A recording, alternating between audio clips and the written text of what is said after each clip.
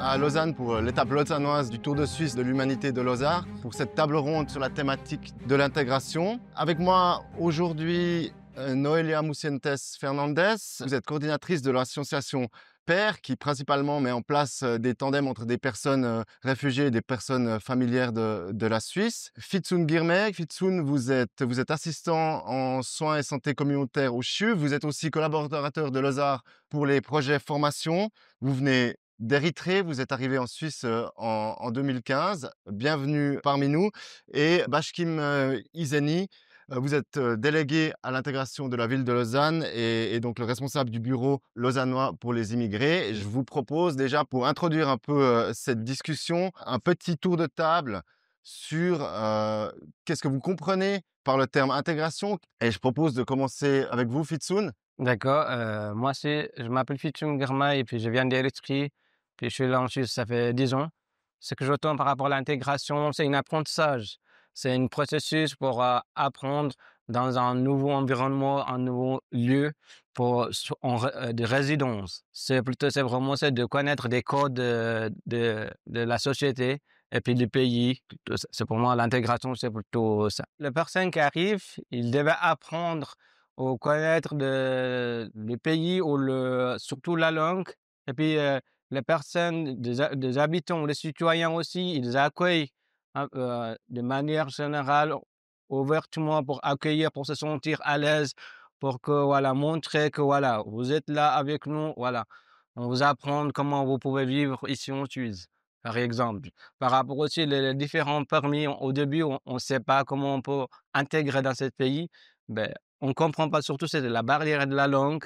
Au début, c'est vraiment s'il y a des possibilités, comme ils font déjà des propositions de traducteurs ou vraiment la société, les bénévolats, je trouvais que voilà, c'est plutôt dans cette manière qu'on peut intégrer avec la volonté de la personne ou les deux côtés. Merci.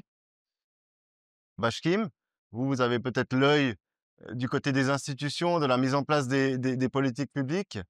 Oui, disons Fitsun a évoqué un mot tout à fait juste qui est le mot processus.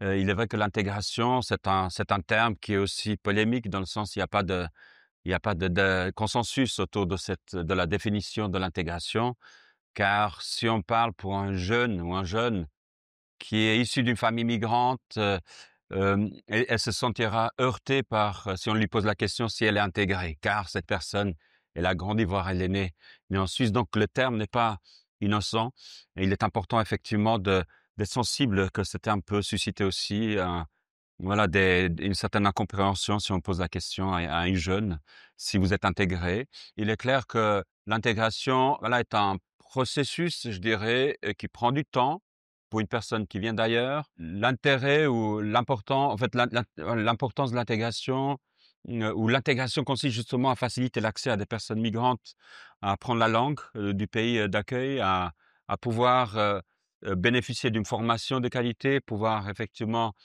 travailler, éviter aussi typiquement des déqualifications ou des situations de marginalisation.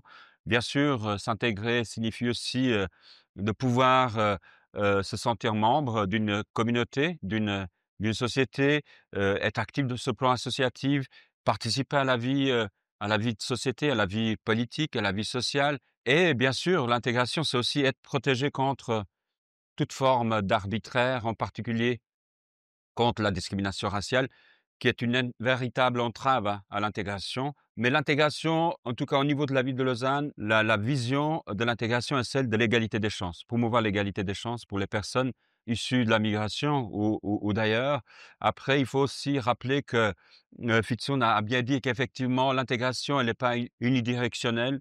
Une personne, quand elle arrive, bien sûr, elle doit consentir des efforts à s'intégrer dans la mesure de ses ressources, mais aussi du côté de la collectivité, il est important à ce qu'on puisse vraiment développer des mesures spécifiques qui permettent aux personnes migrantes de s'intégrer, c'est-à-dire voilà, de bénéficier d'accès à différentes prestations qui permettront justement de renforcer la cohésion sociale. Donc, cette voie double est importante. Cette voie double n'a pas été reconnue explicitement dans les années 70, 80, parce que c'était plutôt aux migrants ou à la migrante de s'intégrer. Et avec l'émergence d'un cadre légal au niveau de la confédération, des cantons, mais aussi des villes, Donc il y a une prise de conscience que la collectivité, elle a un rôle important pour faciliter l'intégration des personnes migrantes. Merci, ça me permet de faire le lien, avec vous, Noélia, qui justement peut-être avait ce rôle de la collectivité, de la société, civile. Est-ce que vous voulez aussi nous donner votre vision ou votre compréhension de ce processus, qu'est l'intégration? Oui, alors moi je voyais l'intégration comme l'idée d'avoir les clés en fait pour se réaliser comme on le souhaite. Donc je dirais qu'au final, on peut aussi se demander, ce serait pas que les personnes immigrées qui ont à s'intégrer dans la société, mais au final, toute personne de la société peut être plus ou moins intégrée au sein de la société et il y a sûrement des périodes dans la vie où on est au final un peu moins intégré. Donc on peut aussi imaginer ce concept en dehors aussi des questions d'immigration. Il y a des périodes dans la vie où on va manquer de réseau. Voilà, je voyais ça comme, avoir des clés pour se réaliser, que ce soit personnellement, que ce soit, socialement, dans sa participation, se sentir aussi, autorisé et puis légitime à faire partie, en fait, de la société. Donc, voilà, l'idée un peu que chacun a une petite pierre, à mettre dans le mur qu'est la société en quelque sorte. Du coup, dans ce sens-là, le réseau, ça peut être très important, et je pense que c'est là que la société civile, a un rôle à jouer en fait, d'aller à la rencontre les uns des autres et de s'écouter et de se découvrir et puis de se soutenir. Merci.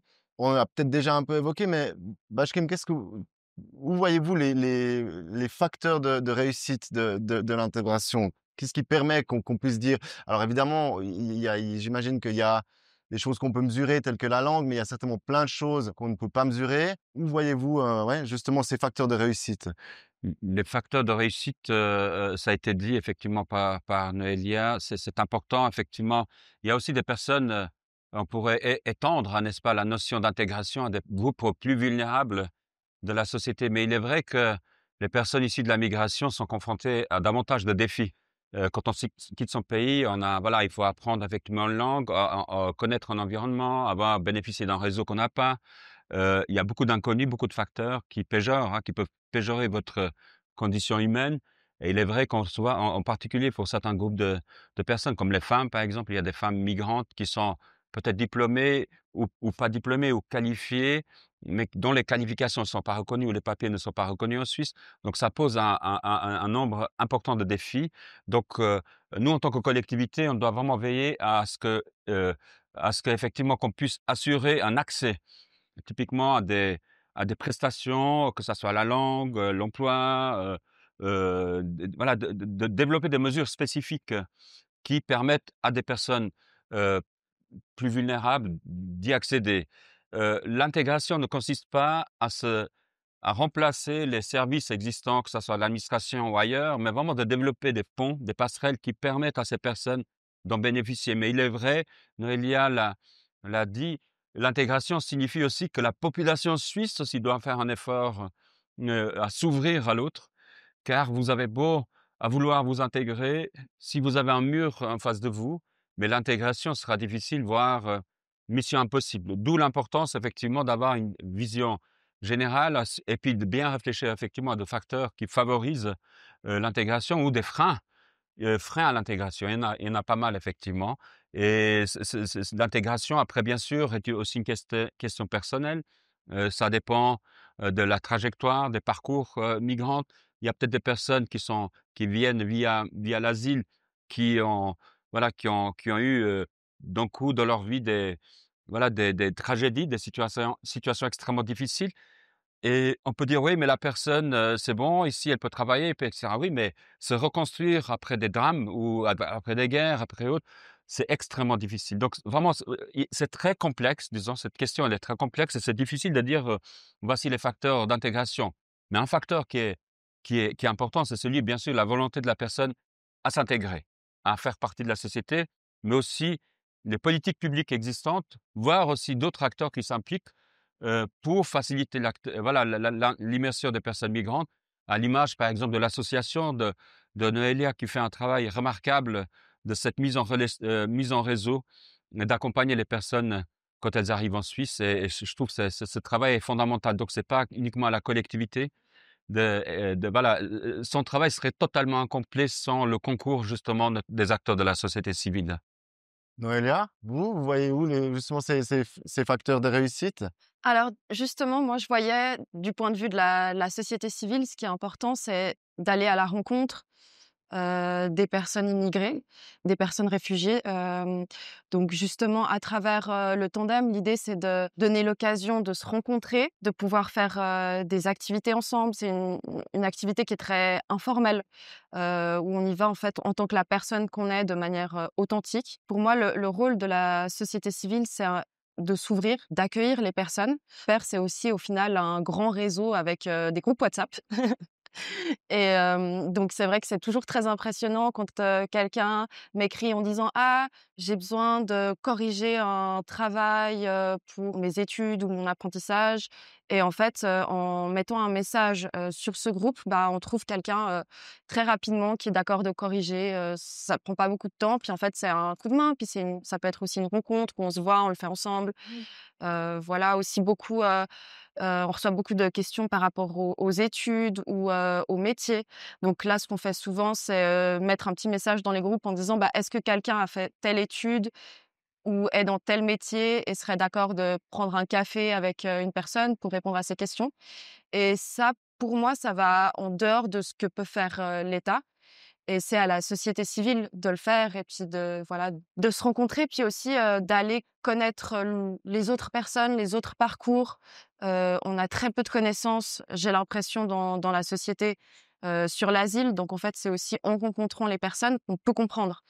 Si on parle pas avec les personnes réfugiées, on peut pas comprendre leur expérience.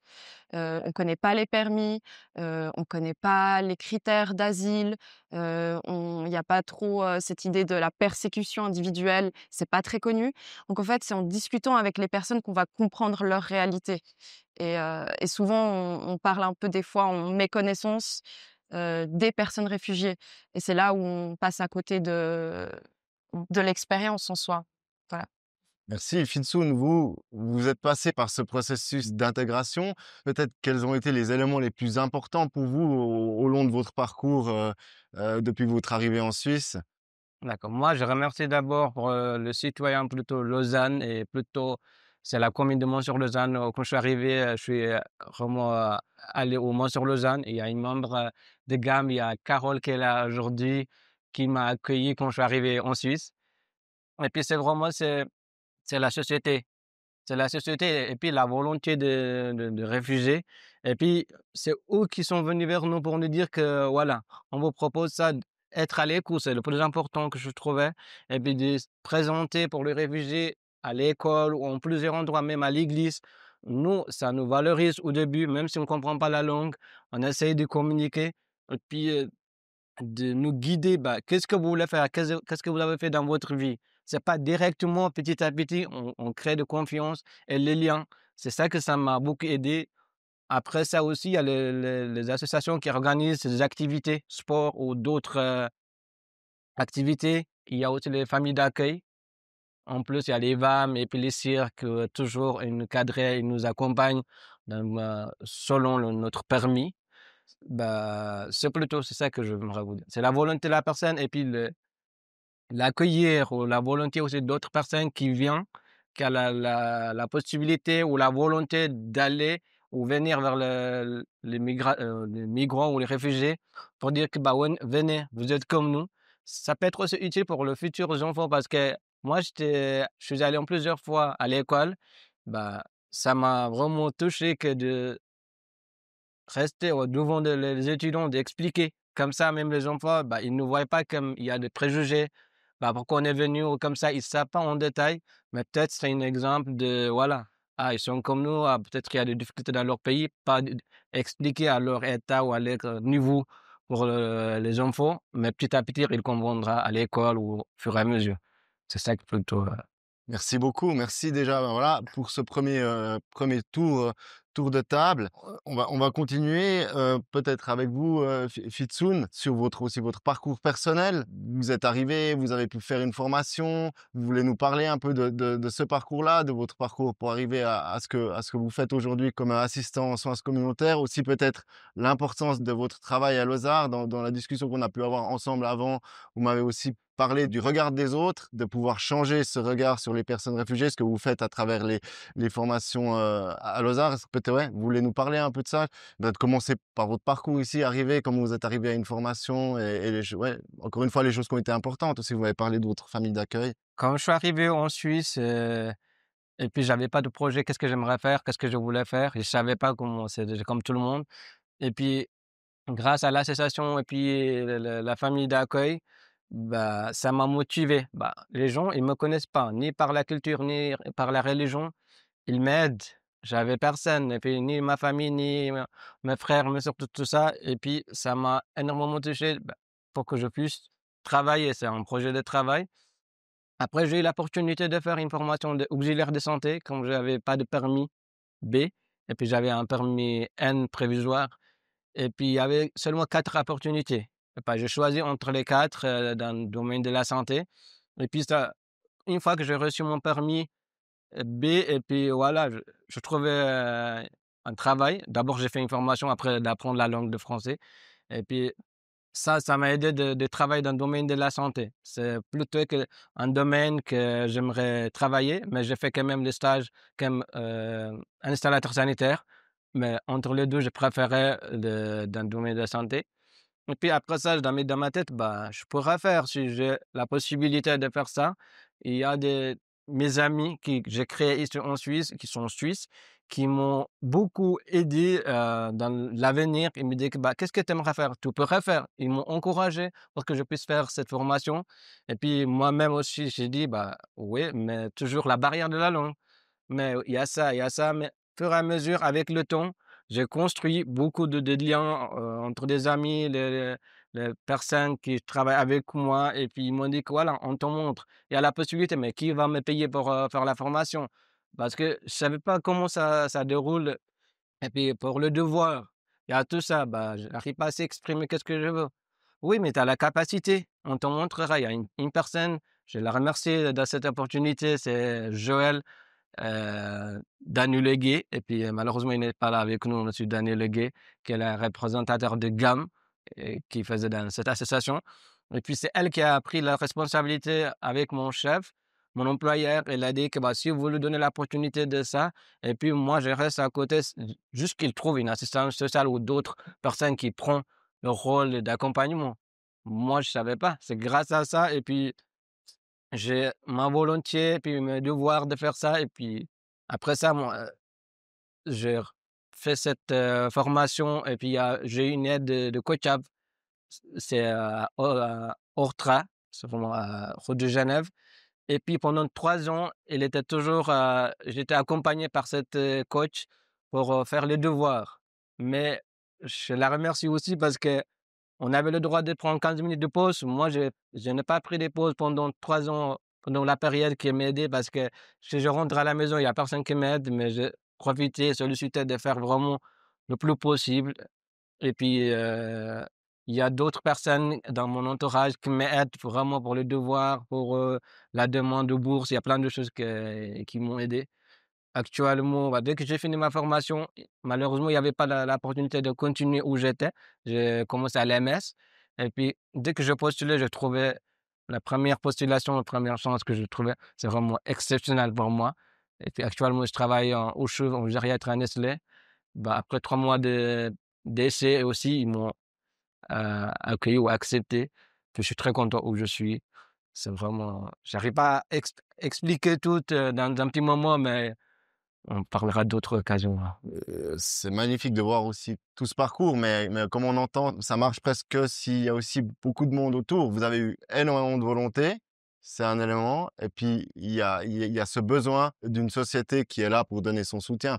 Est-ce que vous voulez aussi nous parler de ce que vous faites à Lausanne? J'aimerais juste que parler de arts, c'est grâce à mes connaissances, c'est l'association des gammes, c'est Daniel Leguet qui a contacté Lausanne, qui a eu cette annonce, il m'a transmis parce que c'est lui avec sa femme Lisette Gay qui m'ont aidé pour le faire les TPA, mon parcours que j'ai présenté dans ma formation, mon parcours des Érythréens entre 18 et 25 ans.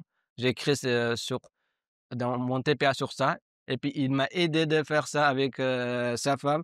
Et puis, il a eu l'occasion de l'annonce de Ozar. Il m'a dit que ben, ça peut être une ressource si tu arrives à travailler avec Ozar, il m'a expliqué. Et puis, je contactais. Et puis, j'ai eu l'occasion de connaître. Il y a Samson et Irène, il y a d'autres collaborateurs. Je suis très content que je suis là avec eux. Et puis, on fait la sensibilisation en plusieurs endroits. Et puis, j'ai fait des témoignages et puis, je suis très content que Et ça consiste en quoi justement de faire ces témoignages? Donc qu'est-ce que vous faites? c'est plutôt ce que la sensibilité des gens, de regard sur la migration forcée. Et puis, moi, je suis quelqu'un qui est, voilà, réfugié, que j'ai vécu cette situation. Et puis, actuellement, je suis en train d'intégrer ici. Et puis, ça change le regard parce qu'au lieu d'attendre, d'écouter sur les réseaux sociaux, c'est vraiment quelqu'un qui raconte qu'est-ce qu'il a vécu sur le moment. Et puis, je crois que, voilà, il y a ça change le regard du monde. Ah, bah oui, non, non, parce que sur les réseaux sociaux, on voit pas, on n'écoute pas vraiment en détail. En vrai aussi, c'est plutôt ça, c'est le pub.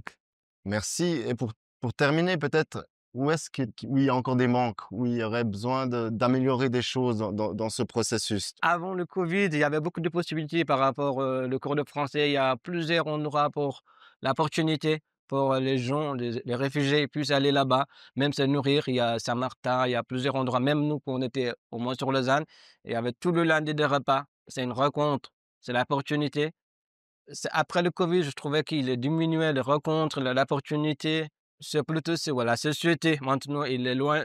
C'est pas entre guillemets, c'est éloigne ou pas, c'est à cause du Covid qui nous a mis un petit peu à distance.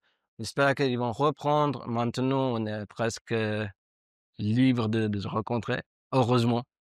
Et j'espère que voilà, c'est l'épidémie qui nous a séparés, mais il avait vraiment un bon projet. J'espère aussi qu'il l'aura. Il est actuellement, mais dans mes connaissances, c'est vraiment. Voilà, c'est ça.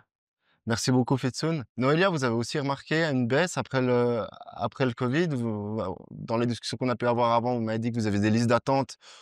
Vous ne trouviez pas suffisamment de personnes pour accompagner les personnes réfugiées dans les tandems. Est-ce que c'est quelque chose que vous avez ressenti? Nous, on a été touchés au moment du Covid où on a arrêté les activités et du coup, on a fait des Zooms. On faisait des ateliers conversation sur Zoom. Après, au niveau des inscriptions on les appelle personnes familières à la vie en Suisse, heu, elles sont toujours là.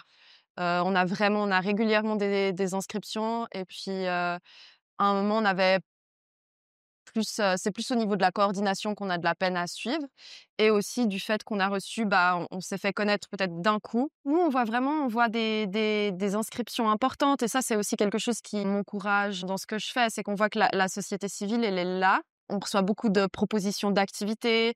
Enfin, à Paris, il y a des activités presque tous les jours qui sont proposées uniquement, c'est tout des bénévoles. On a très peu de personnes salariées, on est 2 et on se partage un 50. Donc c'est plus à ce niveau-là, peut-être que des fois ça prend du temps, pour les tandems. Mais, le suivi des tandems, les activités et puis toutes les personnes qui s'engagent dans les tandems, on a créé plus de 1000 depuis, 2017. Donc, non, c'est impressionnant à quel point, la société civile, elle est présente. Après, des fois, peut-être, c'est difficile de se rencontrer, enfin, d'entrer en contact. Donc, c'est là où est le rôle de pair. C'est en fait pair, c'est vraiment une mise en réseau, une mise en lien, que ce soit à travers, les activités qui sont ouvertes à tout le monde, où il suffit d'être dans un groupe WhatsApp, puis de venir aux activités, qui nous intéressent et puis, voilà, de se rencontrer comme ça.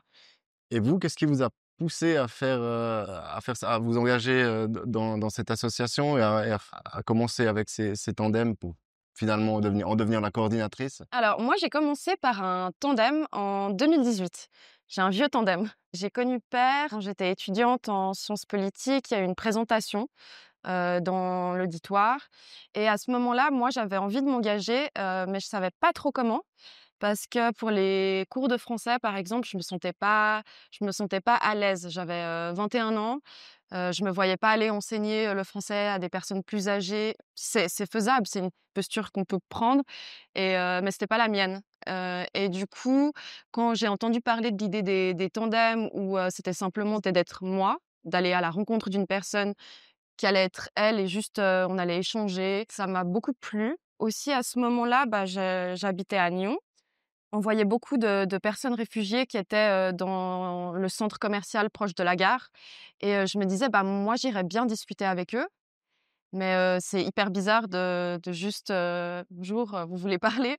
Enfin, je me voyais pas le faire, et en même temps, je me disais: «Bah, c'est triste parce qu'en fait, moi, je serais ouverte à rencontrer, ces personnes, à comprendre, leur parcours ou à échanger et puis elles sont là». Il y avait pas à l'époque, c'était, les abris PC donc qui étaient fermés la journée. Donc en fait, elles étaient dans ce centre commercial parce qu'il y avait le wifi et je pense qu'elles avaient probablement envie qu'on échange, qu'on discute et en fait, à mon avis, il y avait des envies des 2 côtés, mais rien pour qu'on se rencontre et du coup, bah, quand j'ai entendu parler de pair, je me suis dit: «Mais c'est exactement ce que je cherchais». Et c'est comme ça que j'ai commencé mon tandem, qui existe toujours, même si voilà, maintenant c'est vraiment, plus une amitié. On se voit beaucoup moins régulièrement que toutes les 2 semaines ou toutes les semaines comme on faisait au début. Et puis ensuite, il y a eu le covid et là, bah, justement, il y avait moins de choses, à faire. Moi, je venais de finir mes études et je me suis dit: «Bah, j'ai envie de donner un peu plus de temps». Donc j'ai recontacté Pair et puis j'ai dit, «Qu'est-ce que je peux faire pour aider?» Et c'est des appels qu'on reçoit aussi souvent, donc ça, c'est chouette. Je le vois maintenant en tant que coordinatrice. Ils m'ont dit: «Bah, soit faire un nouveau tandem», mais moi, je me voyais pas faire encore, un tandem où je m'étais impliquée personnellement, donc j'avais pas envie de recommencer cette relation-là. Ou alors, bah, rejoindre le comité, on a besoin de quelqu'un pour coordonner les activités. Et du coup, j'ai rejoint, la coordination des activités. C'était le moment où on faisait les conversations, par Zoom. Il y a eu besoin de quelqu'un pour, la coordination des tandems. Donc voilà, j'ai pris ce poste-là et ça s'est fait comme ça. Mais tout est parti d'une présentation en amphi et puis ensuite de ce tandem, en fait. Et comment les tandems se forment? Alors, l'idée, c'est que les personnes s'inscrivent.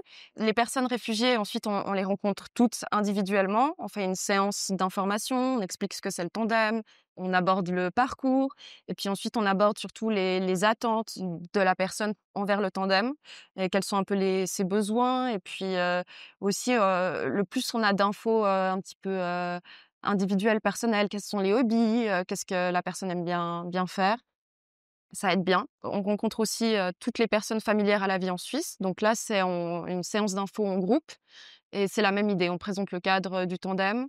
Là, les personnes, elles ont rempli un formulaire, donc on a déjà quelques infos sur leurs hobbies et cetera, mais on reprend. On explique aussi l'asile et puis les permis et on demande, bah, quelles sont les limites de la personne dans son engagement. Et puis est-ce qu'elle serait ouverte à donner des fois des petits appuis de français? Est-ce qu'elle serait ouverte à aider un petit peu avec l'admin? Ou est-ce qu'elle souhaite plutôt du social? En fait, il y a autant de tandems, enfin de formes de tandem qu'il y a de tandem au final. Donc c'est très, très, très individuel, très individualisé. Après, moi je reçois toutes ces infos, donc les séances infos, c'est tout fait par les bénévoles et puis, à partir de là, je fais les choix, de qui je mets ensemble. Là, le premier critère, c'est la géographie, donc la proximité pour pouvoir se rencontrer et puis après on regarde, bah, peut-être des profils qui se ressemblent un petit peu, des hobbies en commun. Des fois, il y a des demandes, par exemple, des personnes qui vont se sentir plus à l'aise avec une personne plus âgée ou plus jeune, donc ça, on en tient compte et voilà, l'idée, c'est que les personnes se sentent bien ensemble, et puis, ensuite, elles sont toutes, suivies par une personne de pair, une bénévole ou un bénévole, qui est le responsable tandem, qui prend des nouvelles, qui est aussi la personne ressource s'il y a des soucis, s'il y a des questions et et voilà. PERS existe depuis 2017. En 8 ans, c'est quoi peut-être les retours principaux que vous avez tant de la part des personnes familières à la Suisse que de la part des personnes réfugiées? Les retours qu'on a, déjà qu'il y a beaucoup d'activités, beaucoup de choses. Donc ça, c'est chouette. Donc voilà, on fonctionne avec des gros groupes WhatsApp qui sont des groupes, généraux. Puis après, on fait des sous-groupes pour les activités. Donc on fait enfin, il y a des activités presque tous les jours, des appuis de français. On a un cours de violon avec l'enseignante qui est là. On a un café crochet, un café conversation à l'UNIL aussi, donc il y a ça. Après c'est aussi, c'est des rencontres qui sont souvent touchantes. Des personnes, aussi du côté, des personnes familières à la vie en Suisse, des personnes qui sont des fois isolées. C'est souvent en fait, les personnes qui s'inscrivent, ça peut aussi arriver que ce soit dans une période, de transition dans leur vie, suite à un divorce où on a envie de refaire, un peu un réseau, ou des personnes qui ont envie aussi d'entrer en contact. En fait, il y a un besoin aussi d'entrer en contact, je pense, de tous les côtés de la société. Donc c'est des rencontres qui peuvent être, très touchantes. Donc ça, c'est vraiment chouette après d'avoir des retours, d'entendre comment ça se passe. Souvent, ça devient une amitié. Voilà. Puis des fois, ça marche pas. On peut essayer un autre tandem ou voilà, ça arrive aussi. C'est souvent pour des questions de disponibilité qu'on essaye de faire attention à ça, mais c'est juste des moments qui se correspondent pas. Une personne qui est dispo plutôt le soir et l'autre plutôt la journée, bon, des fois, ça marche pas trop. Mais puis après, je pense aussi tout cet aspect, ce qui m'impressionne à Perth, c'est qu'il y a toujours une solution. Il y a toujours, quelque chose, c'est très en fait, on se pose une question, des fois, on la met dans le groupe et puis, il y a toujours on est tellement qu'il y a toujours quelqu'un qui a la réponse. Il y a toujours quelqu'un qui peut aider et du coup, même pour les activités, des fois, on se dit: «Ah on va pas réussir à faire ça». Il y a toujours quelqu'un qui se propose. On a beaucoup de personnes réfugiées qui rejoignent l'association, qui sont dans le comité, qui organisent des activités, qui prennent en charge, en fait, les activités et du coup, on est très nombreux et nombreuses et ça, c'est vraiment chouette. Et pour terminer, peut-être une histoire un peu plus personnelle ou quelque chose qui vous a marqué dans votre engagement, à Perth? Moi, j'ai fait ce tandem quand j'étais, très jeune, 21 ans et pour moi, ça a été une vraie expérience de vie, dans le sens où j'ai rencontré, une personne qui avait 1 an de plus que moi, donc on avait 21-22. Et puis, au début, je me suis dit: «OK, voilà, je veux surtout pas, je me posais beaucoup de questions. Je me disais: je connais pas son parcours, je sais pas s'il y a des questions que je dois pas poser, j'ai pas envie de faire du mal, ou d'être trop curieuse ou voilà» et en fait, tout se fait de manière hyper authentique et c'est ça que j'ai vraiment appris, c'est cette, authenticité, aussi, j'ai beaucoup appris sur les questions un peu je dirais de courage, où en fait, on a beaucoup parlé de nos peurs, de nos inquiétudes, et comment on les gérait et puis, ce qui m'impressionnait aussi, c'est que je me disais: «Mais comment est-ce que toi tu peux avoir peur avec les choses que tu me racontes, que tu as fait?» Et moi, mes trucs, ça me paraît rien du tout. Et après, quand il avait ses examens, ce qui m'a marqué, c'est qu'en fait, comme moi, pendant un examen, il tremble. Il a peur et puis la nuit d'avant, peut-être, il dort pas très bien. Et du coup, c'était ce côté très authentique et le fait aussi qu'il pouvait me poser des questions, que je pense qu'il pouvait poser à personne. Des choses même, «C'est quoi l'UDC?» Je pense pas qu'il pouvait aller vers son assistante sociale et dire: «C'est quoi?»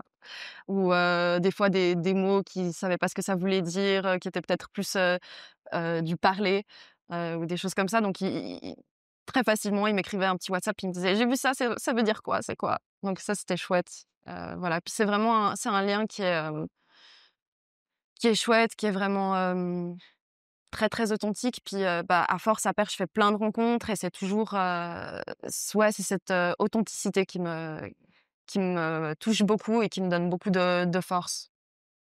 Merci beaucoup, Noélia. Bashkim, je me tourne vers vous. Présentez-nous un peu votre domaine d'activité, ce que vous faites, à la ville de Lausanne dans le cadre de la politique d'intégration. Oui, bien sûr, avec plaisir. J'aimerais voilà, juste rebondir sur ce que viennent de dire Noelia et Fitsoun. Je trouve le travail des associations, des ONG extrêmement important. Néanmoins, il faut voir ce travail-là en complémentarité avec l'action publique. Il faut de véritables politiques publiques pour favoriser l'intégration. Il y a un cadre légal au niveau de la Confédération, au niveau du canton, donc des ressources qui sont extrêmement importantes pour pouvoir justement mener une politique d'intégration des personnes migrantes, une politique de l'égalité des chances. Sans minimiser du tout hein, le travail qui est fait par Père ou d'autres associations. Ce travail est extrêmement important. Néanmoins, on doit vraiment l'arbre ne doit pas nous cacher la forêt. Il y a un véritable enjeu qui est celui de l'engagement de la collectivité, allouer des ressources pour favoriser l'intégration. Et on le sait, dans le contexte géopolitique actuel et ce qui se passe dans certains pays de l'Europe, voire au-delà, il y a une tendance justement à réduire plutôt, à faire une forte pression contre les politiques d'inclusion et d'intégration. Et il est vrai qu'à Lausanne, à Lausanne et dans le canton de Vaud, mais de manière générale, je dirais aussi en Suisse, on a la chance d'avoir un cadre politique qui permet de déployer des véritables politiques publiques, toujours par l'administration, mais aussi avec le concours et le partenariat des associations, d'organisations spécialisées et autres. Au niveau du BLI, comme vous le savez, vous le savez peut-être, mais c'est un des tout premiers bureaux d'intégration suisse. Donc, il y a toute une histoire d'intégration à Lausanne. Après Zurich, je crois que c'est Lausanne, c'est la deuxième ville qui a vraiment mis en place un préposé à l'intégration. Donc, à un moment de l'histoire où l'intégration n'était pas un sujet. L'intégration est devenue voilà, un thème, un thème reconnu plus tard. Mais l'évolution du BLI, du BLI, voilà, la mission du BLI a évolué et nous sommes aujourd'hui, nous avons voilà, plusieurs mesures qui s'inscrivent dans le cadre de différentes pôles.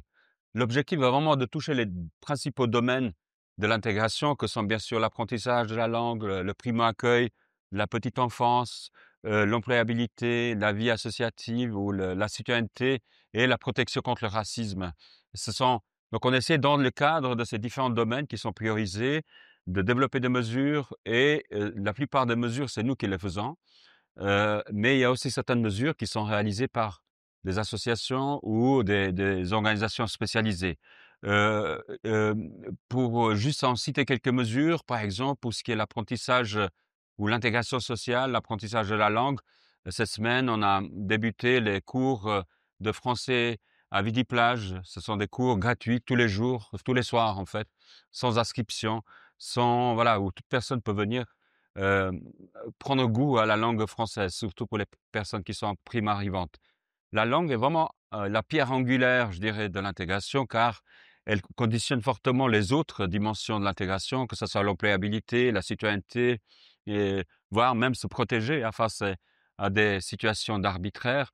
Donc voilà, pour les cours de langue au niveau de Lausanne, mais du canton et au-delà, il y a d'importantes ressources qui sont allouées à des institutions, à des écoles, qui facilitent l'école, en fait, l'accès à la langue à des conditions tout à fait accessibles économiquement parlant, car vraiment suivre des cours de langue dans d'autres institutions, ça nécessite beaucoup de moyens, de ressources. Et on le sait, souvent les personnes migrantes n'ont pas vraiment les moyens, n'ont pas les ressources pour se payer des cours de langue.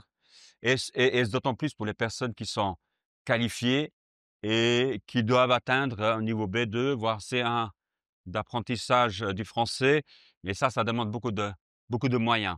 Donc, vous voyez, c'est ça, je trouve important de relever cet aspect-là, que la collectivité, c'est un investissement. Pour chaque franc investi par la collectivité, il y a un retour à l'investissement qui est conséquent.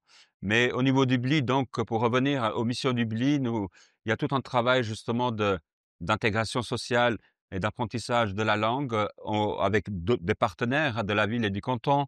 Tout un travail qui se fait aussi au niveau de l'employabilité avec des permanences dans différentes langues pour les personnes allophones, une primo-accueil, une protection contre le racisme, des permanences qui sont vraiment au service des personnes qui sont primo-arrivantes ou qui arrivent à Lausanne.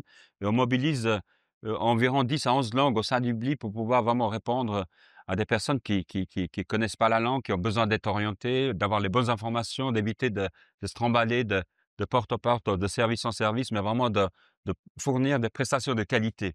Et c'est important dans l'intégration à ce que les prestations publiques soient dignes de ce nom, vraiment des prestations de qualité. J'ai pris l'exemple des cours de langue. C'est important qu'il y ait des formatrices et des formateurs qualifiés qui travaillent avec un public adulte, avec une méthodologie adaptée pour que justement cet investissement déploie des effets à court, moyen, long terme. Après, au niveau des autres activités, si je peux résumer, nous avons tout un travail important qui est fait aussi au niveau de l'intégration citoyenne. avec vraiment différentes visites des institutions publiques, des institutions politiques, je sais pas, le Grand Conseil, le Conseil communal, voire au-delà, dans l'objectif de montrer, en fait, de transmettre aussi la culture politique suisse, le fédéralisme, mais aussi de montrer que, voilà, être un élu ou une décideuse, ou décideur à Lausanne ou dans le canton de Vaud, c'est pas tout à fait la même chose que dans d'autres pays où les décideuses et les décideurs sont au-dessus souvent de la population, alors que en fait, la tradition suisse, on est vraiment au service, hein, de la population. Bien sûr, d'autres activités qui sont tout aussi importantes, ce sont le pôle vie associative, où nous avons plus de 185 associations qui sont membres d'IBLI. On les soutient financièrement, on met à disposition des salles, on organise des formations pour elles, pour renforcer leurs capacités, parce que c'est des véritables partenaires dans ce travail-là. Encore deux activités qui me paraissent importantes de rappeler ici, c'est notamment la primo-information avec des brochures qu'on édite chaque année, une brochure qui s'appelle Apprendre à Lausanne, qui centralise beaucoup d'informations pour accéder à des cours de langue, à des connaissances de base, pourquoi pas aussi à des cours de langue et des cultures d'origine, car on le sait, la Suisse n'a pas de ressources, n'a pas de mines, n'a pas de richesse naturelle, mais la formation, c'est vraiment la condition sine qua non de bénéficier d'une formation de qualité. Et Fitsun a témoigné tout à l'heure, oh, combien c'est important de pouvoir avoir un papier, voilà, une formation certifiante qui permet cette mobilité sociale qui est tant souhaitée, tant voulue. Et pour moi, la meilleure intégration, au fond, hein, c'est vraiment cette mobilité sociale. Un pôle qui est non pas les moins importants, c'est celui de la protection contre le racisme, avec notamment une permanence qui s'appelle Inforacisme et qui s'adresse à toute personne qui est témoin ou victime d'actes racistes sur le territoire lausannois. Il y a 22 centres qui accueillent des victimes ou des témoins d'actes racistes. C'est extrêmement important de pouvoir accueillir, orienter, soutenir des personnes qui sont victimes de racisme. Vous savez, quand on est victime de racisme, on perd complètement pied, on perd complètement voilà, confiance en soi, on se sent soudainement extérieur à une société. C'est quelque chose qui est vraiment violent, que ça soit aussi les harcèlements envers les femmes ou l'homophobie. Le racisme est aussi une véritable problématique, et c'est pour ça il faut vraiment, il y a aussi une politique publique qui vise la lutte contre le racisme. L'intégration, bien sûr, contribue à lutter contre le racisme, mais la lutte contre le racisme doit être une lutte en soi. Donc nous avons dans ce cadre-là cette permanence, des formations pour nos collègues de la ville, différentes formations pour les sensibiliser aussi à des formes de racisme qui peuvent être inconscients, le racisme structurel. Et enfin, tout un travail qui est fait aussi en réseau avec les autres villes européennes, dans le cadre de la coalition des villes européennes contre le racisme, et bien sûr les semaines d'action contre le racisme qu'on fait très souvent avec des partenaires au niveau de la ville, mais aussi des cantons, voire des partenaires sociaux, que ce soit les syndicats, les patronats ou autres acteurs. Donc, si vous voulez, on essaye vraiment, à travers différentes mesures, de déployer une mission de politique publique qui vise à favoriser l'intégration et lutter contre le racisme. Et j'aimerais, ironie de l'histoire, j'ai eu l'opportunité de faire la connaissance de Fitsun il y a quelques jours à peine à l'hôpital de gériatrie où ma mère, elle y était. J'ai été tellement touché par vraiment cet investissement personnel de Fitsun. C'est vraiment le hasard, le pur hasard qu'on se retrouve ici. J'étais très touché et je trouve que c'est important de relever aussi l'apport, hein, de la migration pour la prospérité helvétique dans tous les sens du terme. Car, par exemple, je sais que suivant les pays où on va, on a un autre rapport peut-être avec nos aînés. Et je trouve que c'est vraiment, il y a des belles leçons aussi à recevoir à des personnes qui viennent d'ailleurs, où la personne âgée, elle a un véritable statut. Et malheureusement, nous sommes dans une société où, moi, on est utile, voilà, économiquement parlant, on a moins d'utilité aussi sociale. Merci, merci aussi pour cet aspect plus personnel. Au début, vous avez évoqué le contexte politique au niveau européen, mais aussi au niveau suisse. Et c'est quelque chose que vous ressentez aussi au niveau local? Est-ce que vous avez l'impression que ça a aussi un effet sur les politiques d'intégration? Et puis, qu'est-ce que vous pouvez faire, vous, à votre niveau? La ville de Lausanne a une politique d'intégration qui date, n'est-ce pas? Et bien sûr, elle se fait en harmonie avec les politiques cantonales et fédérales en vigueur, mais le cadre politique géré, pour Lausanne, pour la ville de Lausanne est très favorable. Donc il y a vraiment un engagement, hein, de la municipalité et du conseil communal pour que l'intégration ne soit pas, voilà, une politique publique qui est remise en question, car c'est tellement important pour une ville qui compte 42 voire 43 sa population, qui n'a pas le passeport suisse, sans parler d'autres de nombreuses personnes qui ont la double nationalité, voire plus. Donc vous voyez, c'est un enjeu important pour une ville cosmopolite qu'est Lausanne. Merci et je termine peut-être, avec encore une dernière question. Où est-ce que vous voyez des choses à améliorer encore? Oui, on réfléchit beaucoup à comment, pouvoir atteindre des personnes, plus vulnérables, notamment, les femmes isolées.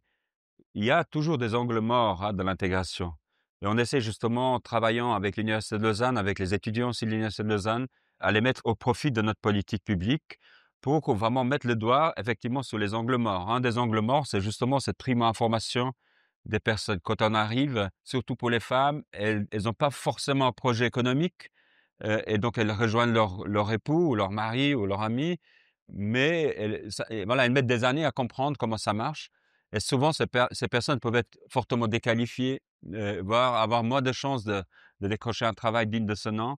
Donc c'est important de pouvoir vraiment déployer l'information sur ce qui existe déjà, hein. Il y a tellement de choses qui sont faites, mais y accéder, c'est pas toujours facile. Donc ça, c'est un challenge, pour reprendre un anglicisme à la mode, pour, justement aider, pouvoir toucher des personnes qui sont souvent souvent isolées. Un deuxième défi, c'est aussi comment convaincre des personnes qui peuvent être, victimes de racisme, de oser justement solliciter les structures qui sont là pour aider car, et même les informer que le racisme est un délit pénal. Socialement, c'est quelque chose qui est inacceptable, mais aussi, c'est du pénal. Être, auteur ou être victime d'actes racistes, donc il y a un cadre légal qui est là pour protéger ces personnes. Bah, typiquement là, comment renforcer leur légitimité à la fois à solliciter protection, soutien, mais aussi renforcer cette légitimité pour que les personnes migrantes votent.